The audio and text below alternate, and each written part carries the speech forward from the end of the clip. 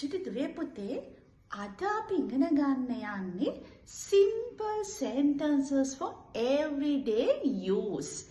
චුටි sentences අපිට චුටි දේවල් කතා කරන්න ඕන වෙන දේවල් දිනපතා කතා කරන්න ඕන වෙන දේවල්.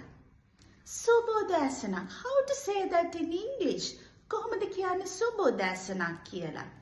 Good morning. Good morning. දැන් ඔයාගේ යාළුවෝ ඉස්කෝලේදී හම්බ වුණාම කොහොමද අහන්නේ ඔයාට කොහොමද කියලා? How to ask that in English? How are you? How are you? එහෙනම් ඔයාගේ යාළුවා නැත්තම් ඔයාගේ යාළුවෝ ඔයාගෙන් ඇහුවම ඔයා හොඳින් නම් what you have to say? I'm fine, thank you. මම හොඳින්. I'm fine, thank you. එහෙනම් දුවල පුතාලා මට කියන්න ඔයාලට කොහොමද? How are you? then ඔයා මොනවද ටීචර්ට කියන්න ඕනේ? මම හොඳින්. I'm fine, thank you. How are you? I'm fine, thank you.